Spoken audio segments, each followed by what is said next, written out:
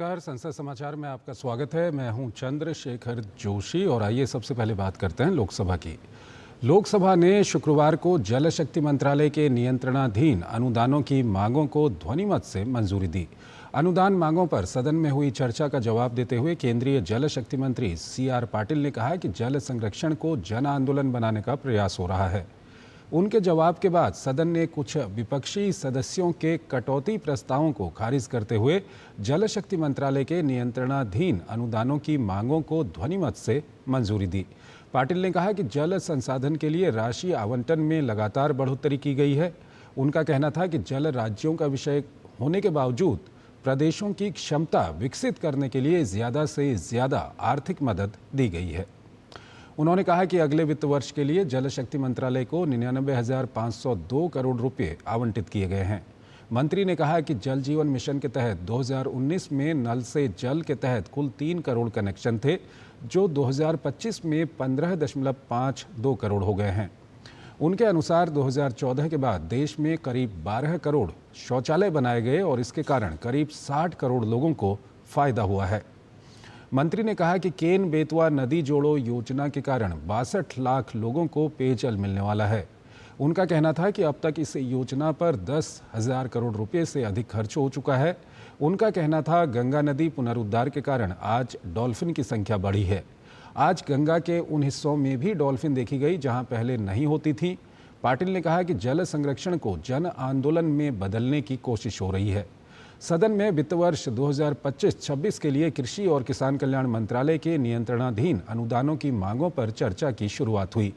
Samajwadi party के सांसद धर्मेंद्र यादव ने चर्चा में भाग लेते हुए कहा कि ये सरकार और इसके मंत्री किसानों के लिए बड़े बड़े भाषण देते हैं, लेकिन हकीकत ये है कि ये लोग किसानों के लिए दिल में नफरत लेकर बैठे हैं। कांग्रेस सांसद जयप्रकाश ने चर्चा में भाग लेते हुए कहा कि किसानों का कर्ज माफ किया जाए। उन्होंने कहा कि किसान की उपज का ज़्यादा से ज़्यादा दाम मिलना चाहिए। भाजपा सांसद दुष्यंत सिंह ने वर्ष 25-26 के लिए कृषि मंत्रालय के नियंत्रणाधीन अनुदानों की मांगों पर चर्चा में भाग लेते हुए कहा कि सरकार ने कृषि को प्रौद्योगिकी के साथ जोड़ा है और अब किसानों के खातों में सीधे वित्तीय सहायता दी जाती है। राजस्थान के झालावाड़ 12 से लोकसभा सदस्य सिंह ने कहा कि प्रधानमंत्री ने कृषि क्षेत्र में सतत विकास और किसानों की आय बढ़ाने पर जोर दिया है। उन्होंने कहा कि प्रधानमंत्री ने फसल बीमा योजना का आधार पंचायत स्तर पर बनाया है, जबकि पहले तहसील स्तर पर होता था। उनका कहना था कि खरीफ और रबी की फसलों पर MSP को बढ़ाया गया है। भाजपा सांसद ने कहा कि सरकार ने प्रौद्योगिकी को कृषि से जोड़ा है। तृणमूल कांग्रेस की शताब्दी रॉय ने पश्चिम बंगाल में किसानों के लिए चलाई गई कई योजनाओं का उल्लेख किया और कहा कि प्रदेश सरकार किसानों के कल्याण के लिए लगातार काम कर रही है। उन्होंने कहा कि केंद्र सरकार की नीतियों के कारण जूट उद्योग संकट का सामना कर रहा है। लोकसभा ने आज कृषि और किसान कल्याण मंत्रालय के नियंत्रणाधीन अनुदानों की मांगों को ध्वनिमत से पारित कर दिया। केंद्रीय कृषि मंत्री शिवराज सिंह चौहान ने सदन में कृषि मंत्रालय की अनुदान मांगों पर हुई चर्चा का जवाब देते हुए कहा कि भारत को विश्व का फूड बास्केट बनाया जाएगा और डिजिटल क्रांति का लाभ किसानों को पहुंचाने के लिए सभी कृषकों को एक डिजिटल पहचान पत्र दिया जाएगा। विपक्षी सदस्यों के शोरगुल के बीच उन्होंने कहा कि आलोचनाओं का स्वागत है, लेकिन क्या आलोचना केवल आलोचना करने के लिए की जाएगी और क्या तथ्यों को तोड़ मरोड़ कर पेश किया जाएगा। मंत्री के जवाब के बाद सदन ने विपक्ष के कुछ सदस्यों के कटौती प्रस्तावों को खारिज करते हुए कृषि और किसान कल्याण मंत्रालय के नियंत्रणाधीन अनुदानों की मांगों को ध्वनिमत से पारित कर दिया। इससे पहले चौहान ने अपने जवाब में कहा कि किसान अन्नदाता हैं और अन्नदाता जीवनदाता होते हैं। किसानों की सेवा हमारे लिए भगवान से बढ़कर है, हम इसमें कोई कसर नहीं छोड़ेंगे। उन्होंने कहा, माननीय सदस्यों को आश्वस्त करना चाहता हूं कि जो भी सकारात्मक सुझाव दिए गए हैं, कृषि मंत्री होने के नाते उन पर मैं गंभीरतापूर्वक विचार करूंगा। चौहान ने कहा, मैं सोचता था कि विपक्ष सार्थक चर्चा करेगा, किसानों की उन्हें चिंता होगी, लेकिन पूरी बहस के दौरान खोदा पहाड़ निकली मरी हुई चूहिया। उन्होंने कहा कि चर्चा के दौरान यह आरोप लगाया गया कि भाजपा के लोग किसानों की ज़मीन छीनना चाहते हैं, किसानों पर लाठियां चलवा रहे हैं। लेकिन मैं कहना चाहूँगा कि पंजाब के आंदोलनकारी किसानों से चर्चा करने के लिए 3-3 बार 3 मंत्री गए। चौहान ने कहा, हम भारत को दुनिया का फूड बास्केट बनाएंगे। उन्होंने कहा कि डिजिटल क्रांति का लाभ किसानों को पहुँचाने के लिए सभी किसानों को एक डिजिटल पहचान पत्र दिया जाएगा और इसके अनेक लाभ होंगे। उन्होंने एक विपक्षी सदस्य की आशंका को खारिज करते हुए कहा कि बेगूसराय में जो मक्का अनुसंधान केंद्र है वहीं रहेगा, उसे बदला नहीं जाएगा। मंत्री ने कहा कि प्रधानमंत्री नरेंद्र मोदी के नेतृत्व में राजग सरकार किसान कल्याण के लिए पूरी तरह प्रतिबद्ध है। लोकसभा ने शुक्रवार को अगले वित्त वर्ष के बजट में विभिन्न मंत्रालयों एवं विभागों के लिए बकाया अनुदान मांगों एवं उनसे संबंधित विनियोग विधेयक को गिलोटीन के माध्यम से बिना चर्चा के मंजूरी प्रदान की। विभिन्न मंत्रालयों के अनुदान की बकाया मांगों को एक साथ बिना चर्चा के पारित कराने की प्रक्रिया गिलोटिन कहलाती है। इसके तहत सरकार को वित्त वर्ष 25-26 के लिए भारत की संचित निधि से 47,41,250 करोड़ रुपए निकालने को अधिकृत किया गया है, ताकि वो कार्यक्रमों एवं योजनाओं को लागू करने के लिए इसका उपयोग कर सके। केंद्रीय बजट से संबंधित करीब 50 मंत्रालयों एवं विभागों से जुड़ी अनुदानों की बकाया मांगों को एक साथ बिना चर्चा कराए गिलोटिन के माध्यम से सदन की मंजूरी के लिए रखा गया। सदन ने इस संबंध में कुछ सदस्यों के कटौती प्रस्तावों को नामंजूर करते हुए इसे ध्वनिमत से मंजूरी दे दी। इस दौरान सदन में प्रधानमंत्री नरेंद्र मोदी, सदन के उपनेता और रक्षा मंत्री राजनाथ सिंह और गृह मंत्री अमित शाह मौजूद थे।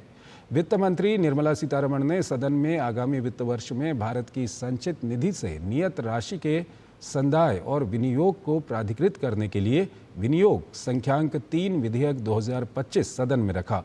सदन ने विनियोग विधेयक को भी ध्वनिमत से मंजूरी दे दी।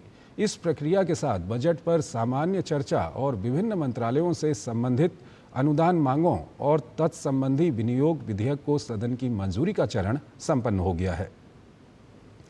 गौरतलब है कि इसके बाद वित्त विधेयक पारित होने के साथ बजट की प्रक्रिया संपन्न हो जाएगी। और आइए अब बात करते हैं राज्यसभा की। राज्यसभा में शुक्रवार को दिल्ली उच्च न्यायालय के एक मौजूदा न्यायाधीश के आवास से कथित तौर पर नकदी की बरामदगी से संबंधित मामला उठाया गया और सभापति जगदीप धनखड़ ने कहा कि वो इस मुद्दे पर एक व्यवस्थित चर्चा आयोजित करने का रास्ता निकालेंगे। इसके अलावा सभापति धनखड़ ने आज राष्ट्रवादी कांग्रेस पार्टी, राकांपा और राकांपा एससीपी के 3 सदस्यों को सदन से अयोग्य घोषित करने की मांग वाली याचिकाओं का निपटारा कर दिया। शून्यकाल के बाद उच्च सदन में प्रश्नकाल नहीं हुआ और गृह मंत्रालय के कामकाज पर चर्चा को आगे बढ़ाया गया। इस चर्चा का जवाब देते हुए गृह मंत्री अमित शाह ने कहा कि जम्मू कश्मीर से अनुच्छेद 370 हटने के बाद वहां आतंकवाद, पथराव, जबरदस्ती बंद की घटनाओं में भारी कमी आई है और राज्य में जितना निवेश आया उतना आज़ादी के बाद कभी नहीं हुआ था। शाह ने जम्मू कश्मीर एवं वहां के आतंकवाद, वाम नक्सलवाद एवं पूर्वोत्तर के उग्रवाद को 3 नासूर की संज्ञा दी। उन्होंने कहा कि यदि इन तीनों समस्याओं को जोड़ दिया जाए तो 4 दशकों में देश के कुल 92,000 नागरिक मारे गए। उन्होंने कहा कि इन तीनों समस्याओं के लिए पहले ऐसे कभी सुनियोजित प्रयास नहीं किए गए जो नरेंद्र मोदी सरकार ने सत्ता में आने के बाद किए हैं। उन्होंने कहा कि मोदी सरकार के आने के बाद उड़ी और पुलवामा हमलों के बाद 10 दिन के भीतर पाकिस्तान में घुसकर सर्जिकल स्ट्राइक और एयर स्ट्राइक की गई। शाह ने कहा कि इसी के साथ आतंकवाद के खिलाफ जीरो टॉलरेंस की नीति शुरू हुई। उन्होंने कहा कि जम्मू कश्मीर में आतंकवाद के मूल में अनुच्छेद 370 था और इसी सदन ने 5 अगस्त 2019 को अनुच्छेद 370 को समाप्त कर दिया, जिसके बाद वहां के हालात बदल गए। उन्होंने कहा कि आतंकवाद और आतंकवाद के समर्थकों पर सरकारी नौकरियों, पासपोर्ट, सरकारी ठेकों में प्रतिबंध लगा दिया गया है। गृह मंत्रालय के कामकाज पर उच्च सदन में हुई चर्चा का जवाब दे रहे शाह ने कहा कि आज जम्मू कश्मीर में करोड़ों रुपये का निवेश हो रहा है क्योंकि आज वहां निवेश का माहौल बनाया गया है। शाह ने यह भी कहा कि भारत ड्रोन रोधी एक पूर्ण एवं स्वदेशी समाधान की खोज के बहुत करीब है और ये काम 6 महीने के भीतर हो जाएगा। गृह मंत्री ने कहा कि अफीम की खेती पर नज़र रखने के लिए भी ड्रोन का इस्तेमाल किया जा रहा है। मादक पदार्थ की समस्या पर शाह ने कहा कि पिछले 5 वर्षों में 14,000 करोड़ रुपए से अधिक मूल्य की 23,000 किलोग्राम सिंथेटिक दवाओं को नष्ट कर दिया गया है और उनका निपटान किया गया है। गृह मंत्री ने यह भी कहा कि मादक पदार्थ के कारोबार से अर्जित धन का उपयोग आतंकवादी घटनाओं के लिए किया जाता है और ऐसा करने वाले किसी भी व्यक्ति को बख्शा नहीं जाएगा। मणिपुर के बारे में उन्होंने कहा कि वहां शांति बहाली के लिए हर संभव प्रयास किए जा रहे हैं और जल्द ही राज्य में स्थिति सामान्य हो जाएगी। उन्होंने कहा कि राज्य में जातीय हिंसा समाप्त करने के लिए सभी पक्षों से बातचीत कर समस्याओं के हल की कोशिश की जा रही है। भाषा संबंधी विवाद को लेकर विपक्षी सदस्यों को आड़े हाथ लेते हुए गृह मंत्री शाह ने आरोप लगाया कि कुछ राजनीतिक दल भ्रष्टाचार को छिपाने के लिए भाषा के नाम पर राजनीति कर रहे हैं।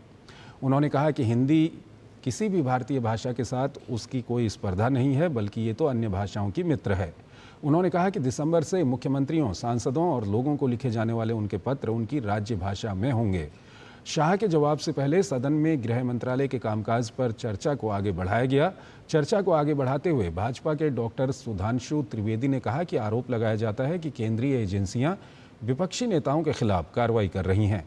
उन्होंने कहा विपक्षी नेताओं को आत्मावलोकन करना चाहिए, क्योंकि अक्टूबर 2013 में जब कांग्रेस नेता सोनिया गांधी और राहुल गांधी पर मामला दर्ज हुआ था और 2011 में द्रमुक नेता कनिमोई और ए राजा जेल गए थे, तब हमारी सरकार नहीं थी। 2010 में पूर्व कांग्रेस सांसद सुरेश कलमाड़ी जेल गए। 2006 में झामुमो नेता शिबू सोरेन जेल गए। 2008 में पूर्व कांग्रेस सांसद मधु कोड़ा जेल गए। 2004 में सपा नेता मुलायम सिंह यादव, बसपा नेता मायावती पर मामले दर्ज हुए, तब भी हमारी सरकार नहीं थी। ऐसे और भी मामले हैं। त्रिवेदी ने कहा आरोप लगाया जाता है कि राज्यों में गृह मंत्रालय हस्तक्षेप करता है, लेकिन ऐसा नहीं है। राज्यों ने हस्तक्षेप किया है। नागरिकता को लेकर कानून बनाना केवल केंद्र सरकार का अधिकार है और संबंधित मंत्रालय गृह मंत्रालय है। जब सीएए को लेकर कानून बना तो अनेक राज्यों ने अपनी विधानसभा में उसके खिलाफ प्रस्ताव पारित किए। ये विपक्षी राज्यों का गृह मंत्रालय में हस्तक्षेप था। कांग्रेस के अजय माकन ने कहा कि पाकिस्तान से ड्रोन के जरिए सीमावर्ती राज्य पंजाब में 5-5 किलोग्राम मादक पदार्थ आ रहे हैं और जेल से गिरोह संचालित किए जा रहे हैं।